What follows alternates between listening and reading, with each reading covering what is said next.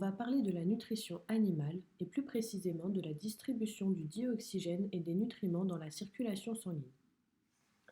On a vu que les animaux ont besoin d'énergie pour assurer le fonctionnement de leur organisme et leur croissance. Pour produire cette énergie, les organes utilisent du dioxygène et des nutriments. Les animaux prélèvent le dioxygène dans leur milieu grâce à leur système respiratoire, des poumons ou des trachées en milieu aérien et des branchies en milieu aquatique. Ils prélèvent des aliments qu'ils transforment en nutriments dans leur système digestif. Les éléments nécessaires au fonctionnement des organes des animaux passent dans le sang au niveau des alvéoles pulmonaires pour le dioxygène et au niveau de l'intestin grêle pour les nutriments.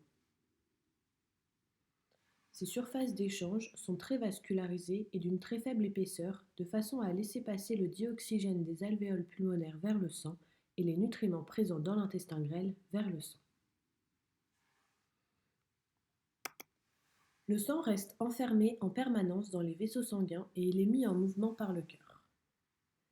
Il s'agit d'une véritable pompe qui propulse tous les jours près de 8000 litres de sang en se contractant plus de 100 000 fois. Il permet donc d'alimenter les organes du corps entier en nutriments et en dioxygène.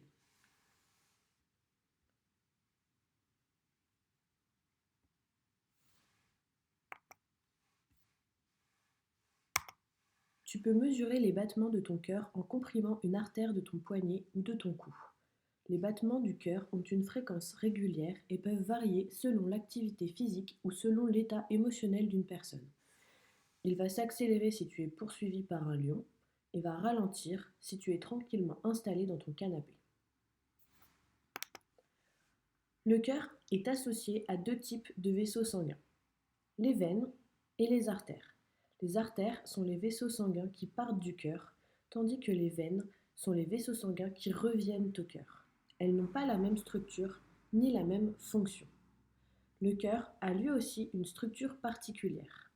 À toi de rédiger un protocole à suivre pour réaliser cette dissection et décrire la structure du cœur.